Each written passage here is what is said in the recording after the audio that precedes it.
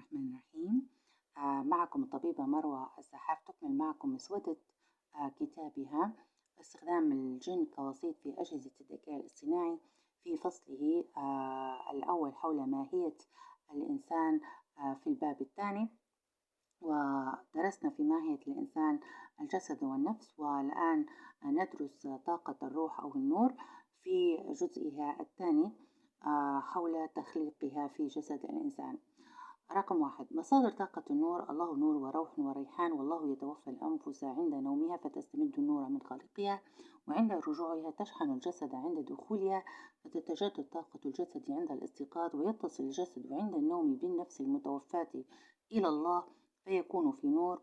وتستمع النفس وتنصت للقرآن فيزيدها نور فتنير الجسد، ويؤيد الله من يشاء بالروح من أمره فيزداد نورا، وكل من في السماوات والأرض له نور من الله ويستمد ويتبادل الإنسان معه النور. ومنه أن الجسد له نور والنفس لها نور، ونفس تزيد الجسد نورا أو تنقصه أو تذهبه بناء على درجة إيمانه واتصالها بالله وبإذن الله. ثانيا: شرط تخليق النور أن تكون في استقامة، والاستقامة هي الإيمان بالله واليوم الآخر والعمل الصالح وذكر الكثير وإقامة الصلاة وإيتاء الزكاة.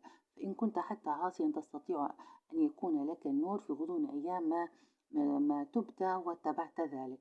فاحرص أن يكون مصدر رزقك عملا صالحا مصحوبا بالذكر الكثير المتمثل في القرآن، وكل الأعمال المناط بالإنسان القيام بها كخليفة الله على الأرض هي عمل صالح ومن الدين، وكل العمل والمعاملات عبادة ما دامت في رضا الله وفي طاعة الله، والمطلوب الإتقان فيها. فإن قام بها البعض سقطت عن الكل، كالنجارة والحدادة ورعي الأغنام والطب والزراعة والهندسة والصناعة والعلوم الشرعية. فلا يشترط أن تكون عالما في الفقه الشرعي لتكون نورانيا، ولكنه يشترط أن يكون عملك صالح وتتقنه. فالعمل الصالح يكسبك نور، والنور يعطيك خروقات العادات لأداء عملك، والنور يؤدي بك إلى معرفة الله، فقال إنما يخشى الله من عباده العلماء. واحرص أن تكون في عمل منذ استيقاظك إلى نومك في كل يوم، يعني في عمل مستمر ومتقنا له أيا كان، فيكون نورا لك وفي صحيفة أعمالك عند الله. والذكر الكثير يكون مصحوبا بالعمل إذا أردت النور، وخير الذكر القرآن الكريم. فاحرص أن تجعل صوت القرآن رفيقا لك طوال اليوم كصوت الموبايل أو الكمبيوتر أو صوتك الداخلي، وردد طوال اليوم حتى آية أو حرفا فيه، وتذوق روعة كلام وأدب وحب الله لعباده، واستشعر بالقلب لتحبه فيكون لك نور. فإذا انشغلت ولم تسمع لصوت يتلى أو يتلو القرآن من حولك، فإن القرآن نور ينيرك والمكان، ويؤمن من يستمع إليك أو إليه من الجن والإنس. الصلاة دعاء فهي وذكر ومقرونا بزمن لتظل في نور، والوضوء وحركات الصلاة تفرغ الشحنة السلبية وتكسبك نور، وإنفاق المال يفرغ الطاقة السلبية من الصدر فيمتلئ القلب نورا في حب الله.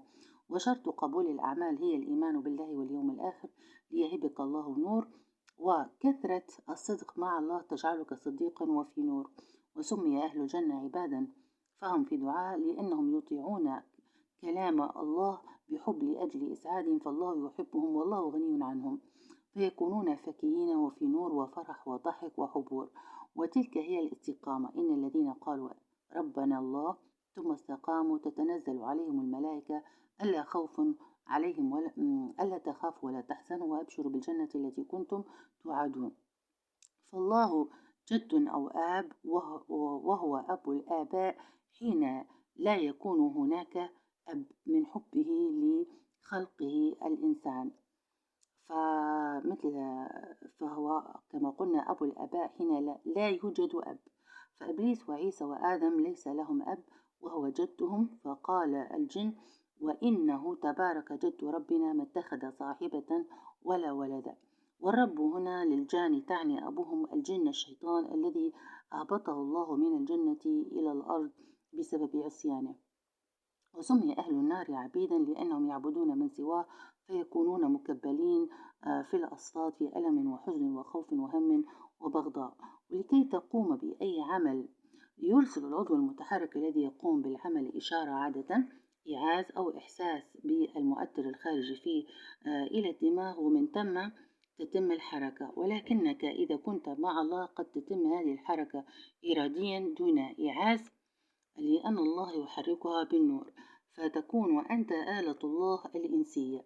فمثلا قد تكتب دون أن تفكر وترى ببصرك أن أصابعك تتحرك بالنور ويخرج منها نور دون تحكم ودون إرادتك، وتقف مذهولا سعيدا في رؤيتك ليدك ومحتوى الكتابة، فيكون اكتشافا وطريقة وإتقانا في مجال عملك. وكذلك يتحرك جسدك كاملا. إذا قد يتحرك عضو، قد يتحرك جهاز، قد يتحرك الجسد بالكامل، فتكون مبدعا ولديك قدرات خلاقة بتأييد الله لك. وكذلك تبصر النفس الحقيقة بالنور، لأن علمها يوحى من الله دون الحاجة للجسد في دراسة العلوم والشرعية منها. فهذه العلوم تأتيها بالفطرة من الله سبحانه وتعالى للاستنباط والحكم. وعند حدوث خروقات العادات فإنه يصل إلى حقيقة تأييد الله له، فيحب الله ويحبه، ومن ثم تأتي دراسة الأثر في كتبه لمعرفة حكمه والعمل بالتنزيل، فيكون الإنسان أداة الله على الأرض في العمل المسير له، مسخرا له الكون بالعلم والقوة من الله لأدائه، فيكون أكثر الناس خشية لله. فقال إنما يخشى الله من عباده العلماء. والعكس صحيح، فقد يصل دارس العلوم الشرعية منها إلى معرفة الله ويعمل الصالحات، ومن ثم يعطى النور. وقد لا يعطى نورا إذا خالف رسالة الله بالحق وأضل الناس. وقدرة نفس الإنسان وعلمه محدودة بمحدودية قدرة الجسد الطيني الموجودة فيه، فلا يكون إله.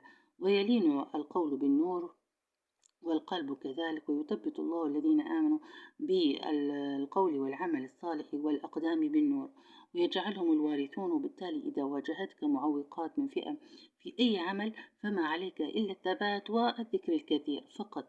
يا أيها الذين آمنوا إذا لقيتم فئة فاثبتوا واذكروا الله كثيرا لعلكم تفلحون، والله بالنور يزيح عنك كل المعوقات بإذن الله.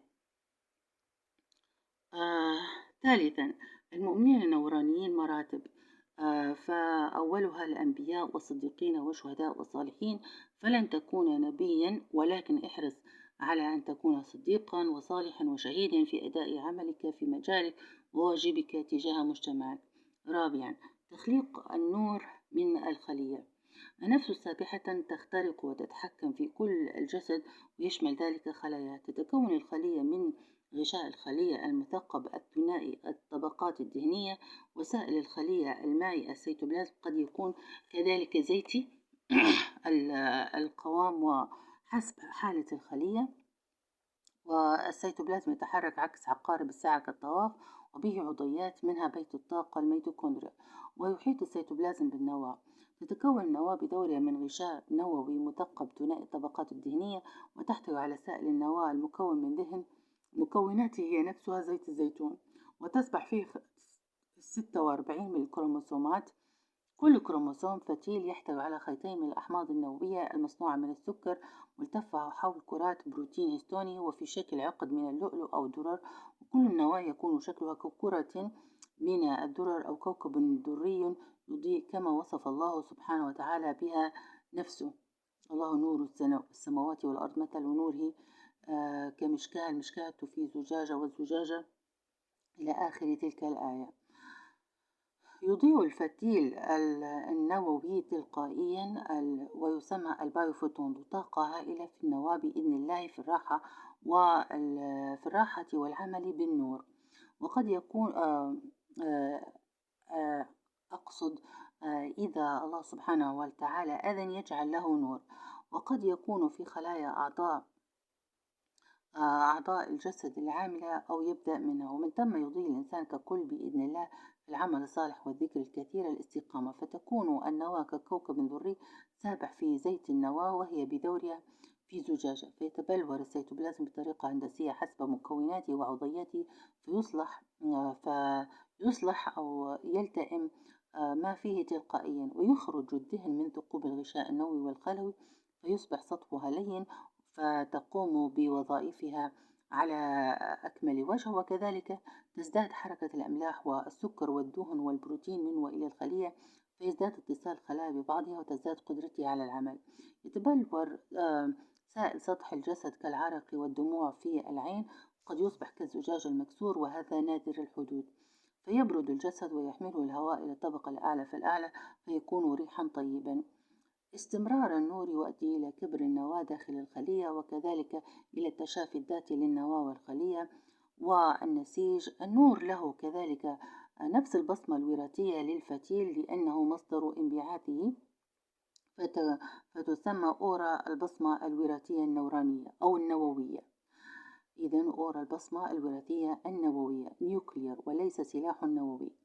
أما الكافر فيكون ميتا فلا تضيء النواة، ولكن الخلية تضيء البايوفوتون نتيجة تأكسد الإجهاد اللاهوائي للسكر في الميتوكوندريا لإنتاج الطاقة، فتنتج الأكاسيد الفوقية، فتمرض الخلية وتشيخ بسرعة وتموت.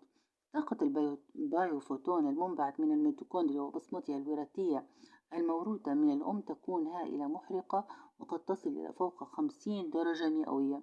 فيصبح سائل السيتوبلازم والنواة لزج وغليظ القوام كالحمم البركانية، وطاقة الإنسان تصبح نارية تنبعث منها طاقة مشاعر العاصي، فينفر من حوله الناس فيسلمون أذى. وكما قلنا فهي الطاقة موروثة من الأم، وبالتالي عند استخدام الجان يسأل عن اسم أمه. من لماذا يسأل إذا تم استحضار الجان عن الأم؟ ذروة النور. النور يتراوح من النور قد يكون على سطح الجسد فقط إلى بضع سنتيمترات حول الجسد، إلى هالة نورانية كالشجرة أو الجبل، كل حسب درجة إيمانه. فتصل إلى الذروة في الحب الإلهي، العشق الإلهي، عندما تكون في حالة من السعادة والفرح والراحة والطمأنينة المطلقة في الحب المتبادل بين الإنسان والله. فكان الرسول محمدا أحب خلق الله إليه وسراجا منيرا. والعشق الإلهي ليس كعشق الإنسان الدنيوي الذي هو حالة مرضية تعتريه في حب شيء أكثر من الله في شهوة، فيكون أسيرا لهذا الشيء ويمرض ويموت لفراقه، وهذا شرك، إذ أنه سواه بالله ويكون تعاسى. ومنه حب الشهوات من النساء والبنين والمال. وفي عشق الله يردد المؤمن كلام الله عن نفسه وصفاته ليزداد عشقا.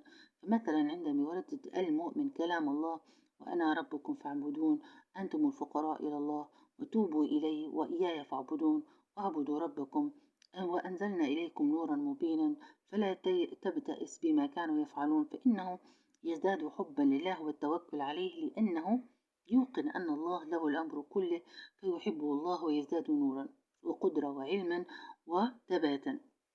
ولا ينبغي لسامع المؤمن النوراني في هذا الحال أن يظن أنه إله أو أن يظن أنه يدعي الألوهية. فقال: وإذ قال الله يا عيسى ابن مريم أأنت قلت للناس اتخذوني وأمي إلهين من دون الله؟ فصدق الله العظيم. سادسا، التنقل بالنور. يكون في ذروة النور في عشق الله وبإذن الله تأييدا من أمر الله للمؤمنين. ووسائل التنقل هذه تكون لا إرادية في انبثاقها، ويتساءل عنها المؤمن في ماهيتها حتى يدركها أنها من الله، فيسعى إلى معرفة الله ويزداد نورا وحبا لله، ومن ثم يعطي القدرة على التحكم فيها وإخضاعها وتوظيفها، وهذا نادر الحدوث. فاحذر أن يفسر لك الجاهلون عطايا الله بأنها سحرا أو ضرب من الخيال والجنون، أو أنها كناية عن شيء مبهم بالفلسفة. ألف، الجناحان. كالنبي موسى، فقال الله سبحانه وتعالى: واضمم إليك جناحك من الرهب إذا خفت فتهدأ نفسك. وطبيعتها هي عبارة عن جناحان شفافان يبرزان تدريجيا بالنور منبثقتين بين لوحي الكتفين، ثم يتصلبان بالنور عند اكتمالهما، فيكونان لهما كتلة مادية فيزيائيا كجناحي الفراش الشفاف. وقد يحس الإنسان بألم في مكان انبثاقهما بجانب الفقرة الصدرية، وقد يتحكم فيهما ويلمسهما بيديه، وقد يتضاءلان إلى أصل المكان المنبثقتين منه باختفاء النور. والجناحان من طبيعة خلق الإنسان الحي بالنور، فهو له أجنحة يوم القيامة عند اقترابه من نور ربه يوم الحساب، يوم يكون الناس كالفراش المبثوث. وصنع الله موسى لنفسه فقال واصطنعتك لنفسي حينما ألقته أمه في اليم. وكان الرحمن على عرشه وكان عرشه على الماء يوم السبت. فاستمد جسد الرضيع في طور نموه السريع طاقة النور والروح والريحان مباشرة من الله بمحبة الله له. فقال وألقيت عليك محبة مني.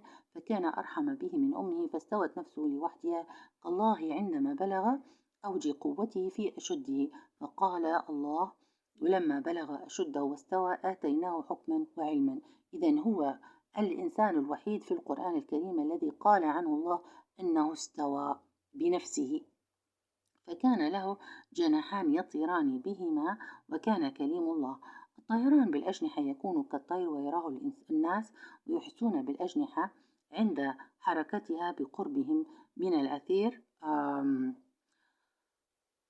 أمين ويحسون بالأجنحة عند حركتها بقربهم في الأثير. ومنهم من يراها على ظهر الإنسان وبالذات ممن لديهم نور. ويرتفع الإنس بهما في السماء ويخترق الغلاف الجوي طائرا في السماوات. وهذا ما أوضحته وأثبتته كاميرات كريليون ومحطة ناسا الفضائية في العصر الحديث.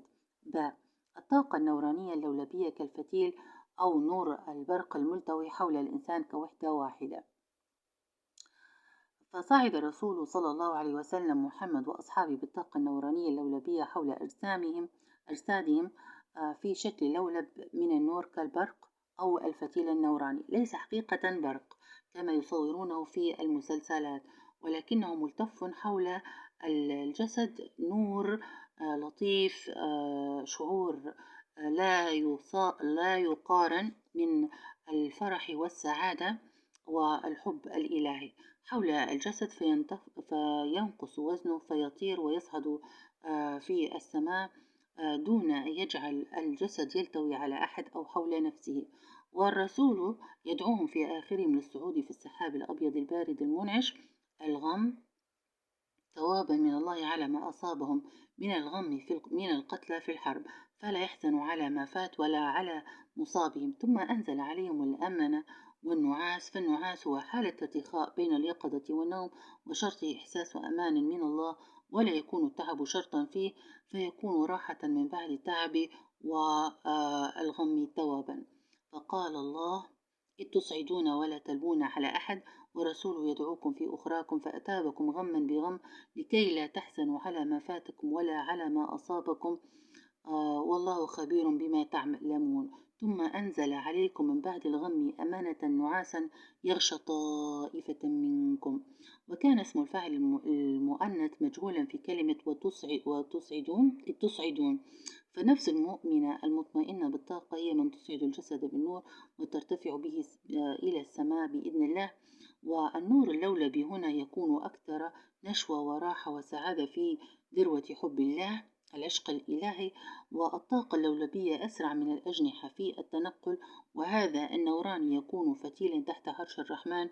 وهذا ما أوضحته وأثبتته كاميرات كريليون ومحطة ناسا الفضائية في الفضاء في العصر الحديث عند مقارنة سرعة الأجنحة بسرعة الطاقة النورانية اللولبية حول جسد الإنسان في الطائرين في الفضاء.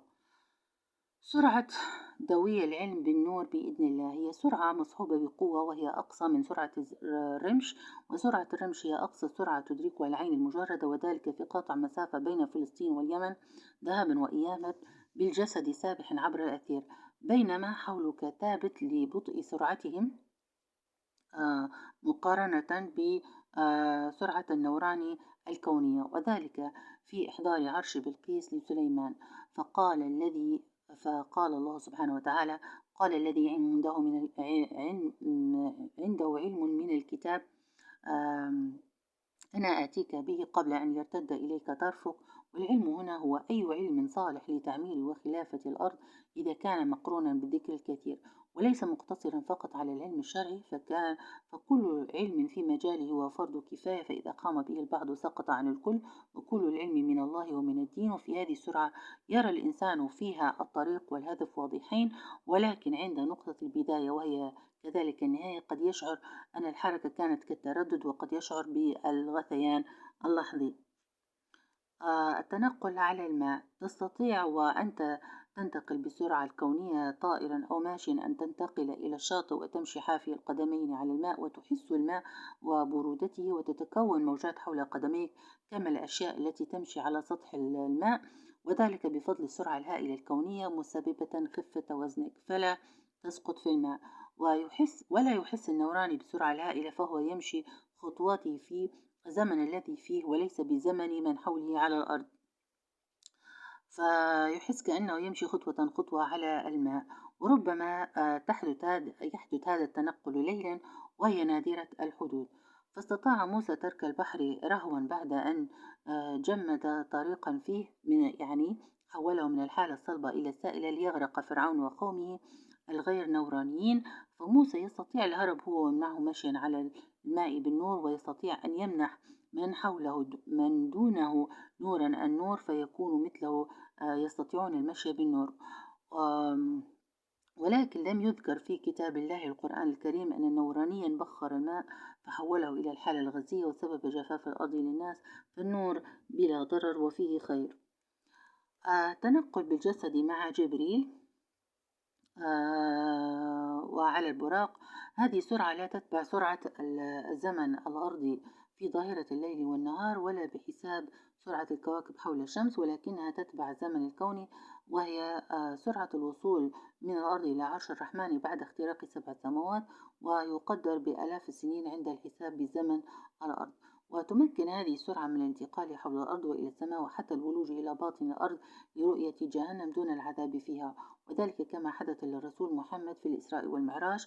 فنقسم 1000 سنة أرضية تقسيم اللي هو مفروض على 2 لأنها ليلا فقط، فنقسم على نصف اليوم على 2، فالناتج هذا نقسمه على 12 ساعة، وبالتالي يكون سيدنا محمد صلوات الله وسلامه عليه قد قضى أقل من هذا، قد قضى جزء من ساعة كونية عند الله سبحانه وتعالى.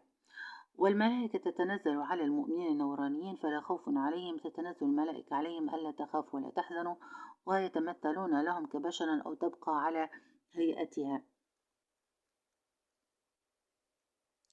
ويتصافحون ويتحاورون ويدخلون بيوتهم ويدعون لهم ويؤيدونهم ويبلغون إليهم رسالة ليس كتاب بالنسبة لغير الرسل أو وحي من الله، ويرتفعون النورانيين بالملائكة إلى الله في السماوات كالأنبياء لوط وإبراهيم وزكريا ومريم وإدريس وعيسى ومحمد صلوات الله عليهم. بفعل النور قد يرفع الإنسان في اليقظة كالنبي إدريس ورفعناه مكانا عليا، والنبي محمد في الإسراء والمعراج، وبالجسد بعد وفاة النفس كالنبي عيسى، وبالأنفس حين النوم والموت. وبما أن قدرة الإنسان على الطيران مرتبطة بالنور، فإن كل المؤمنين أحياء بالنور ولديهم القدرة على الطيران في الحياة الدنيا بالنور، ويطيرون في الجنان بعد يوم الحساب بالنور، ولكن أكثر الناس ليس لهم نور، فهم ولو حرصت ليسوا بمؤمنين وهم أموات في الظلمات. فحص النور السريري طبيا من ملاحظاتي العملية في المستشفى والأبحاث التي قرأتها قليلة ولا أستطيع الحقيقة ربطها بالكلية، ولكن في المستشفى لاحظت عند حتى دراسة كطالبة أن الاختبار السريري لاختبار الانعكاس الأحمر للعين بمنظار العين هو أبيضا في غياب أمراض تسبب بياضه، ويختفي بتفريغ شحنة النور للمؤمن مثلا بلمسه لإنسان ذو طاقة سلبية عند الفحص، فترى العين على حقيقتها عند إعادة الاختبار بدون إضاءة، ومن ثم يتحول الاختبار هذا إلى اللون الأحمر إذا غضب من تكرار الفحوصات مثلا، وبالتالي تكون نتيجة هذا الفحص السريري للأغلبية هي اللون الأحمر، وهذا المعتمد في فحص هذا الاختبار. يكون القلب لينا مغطى بالزيت ذو رائحة طيبة ونور خارج من القفص الصدري عند فتحه أثناء جراحات القلب، فلا يجف سطحه ولا يصاب بعارض تيبس القلب السريري بعد العملية وإن طالت مدة العملية الجراحية. لون البؤبؤ يتغير إلى اللون الأبيض عند الموت، بالنور إذا كان الإنسان مؤمنا، ويصبح له ريح ورائحة طيبة، وهذا ما شفناه طبعا في العنايات الفائقة ولمسناه. خط هناك كذلك خطأ انعكاس ضوئي في صورة الأشعة، وبالذات في الصدر، فقد لا تميز معالمها، وفي الجهة اليمنى للقلب تظهر كأنبوب رأسي. خطأ انعكاس ضوئي أنبوب رأسي يصل إلى الحنجرة، وكذلك هناك في الدماغ يظهر كانعكاس ضوئي أنبوبي يبدأ من منتصف الدماغ وينتهي إلى فروة الشعر. يتحرك هذا الأنبوب حول محيط الدماغ، ويحتاج دراسة طبعا وافية في المستقبل لتصنيفه النوراني. تخطيط الدماغ، هناك موجات خاصة بالنورانيين، وهناك موجات خاصة بالشيطان والنفس الأمارة بالسوء، وهذه هي موجات طبعا يعني الناس المستحوذ عليها الشياطين. وتمت دراسة الموجات النورانية للبوذيين وصنفت، ولكن نحتاج في المستقبل إلى دراسة للنورانيين من المسلمين لتصنيف موجاتهم. الكاميرات عالية التكنولوجيا والليلية منها تستطيع أن تصور الهالة النورانية للإنسان، وأرقاها الحجاب المستور الذي لا يرى من خلاله الإنسان داخله، فيرى كشكل قبة من النور. وكذلك استطاعوا تصوير مغادرة النفس من الجسد. كاميرات كريليون تستطيع رؤية الإنسان النوراني ونوره وأجنحته وطاقته اللولبية، واستطاعت أن تصور الملائكة والجان على الأرض. نور والطبيعة، يستمد الإنسان النور من نور الله والذي هو نور السماوات والأرض، وبفضل نوره فإن كل ما ينبت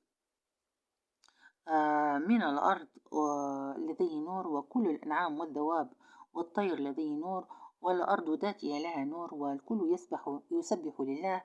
وإن من شيء إلا يسبح بحمده ولكن لا تفقهون تسبيحهم. الإنسان من خلال تفاعله مع بني جنسه المخلوق من الأرض على الأرض يزداد نورا وصحة وعمرة. فهي بقرة صفراء فاقع لونها بطاقتها تحيي إنسانا بالنور وتسر الناظرين. وهو نوح يعيش قرابة 1000 سنة لأجل عمله في الطبيعة بين أشجار الغابات وقطع الأخشاب وقطران النار والحيوانات لبناء سفينة النجاة من الطوفان بقرب البحر. وها هو إدريس بنوره وصبره على غزل صوف الخراف للخلق اكتسبت يده سرعة متناهية ورفعه الله مكانا عليا. وكان الأنبياء نورا يعيشون ويعملون في الطبيعة بين الناس، وكثيرين الترحال رحمة بالناس وبأنفسهم، ويسخر الله لهم الطبيعة تأييدا لهم بالنور. فسخر الجبال والطير يسبحون مع النبي داود، وسخر الرياح والجن والطير للنبي سليمان، وسخر المعادن من الحديد والنحاس لآل داود، وسخر الأسود لرسول محمد وأصحابه ودانيال. وكان معظم الأنبياء رعاة غنم في الطبيعة. ومن تفاعل طاقة الإنسان النوراني مع الطبيعة هي آيات نور الرسول موسى، فكانت يده اليمنى بيضاء بانتقال النور إليها من إبطه الأيسر، وبسبب نوره فإن له جناحين فهو يطير، وإن ضم إليه جناحين نورانيتان فإنه يأمن من الرهبة. وإذا ألقى عصاه تنتقل طاقتها إلى عصا فتكون حية تسعى، وتنتقل طاقتي من العصا إلى الحجر فتنبثق منه 12 عينا. وضرب بالعصا البحر فانتقلت طاقتي من يد موسى إلى العصا ثم إلى البحر فانفلق يابسا وليس يابسا لكي يمشي عليه حتى الذين دون موسى من النور والذين ليس لهم نور كفرعون فوق قومه. فالنورانيين يستطيعوا أن يمشوا على الماء كموسى، وينقل موسى لمن دونه من النور فيمشون بإذن الله عليه.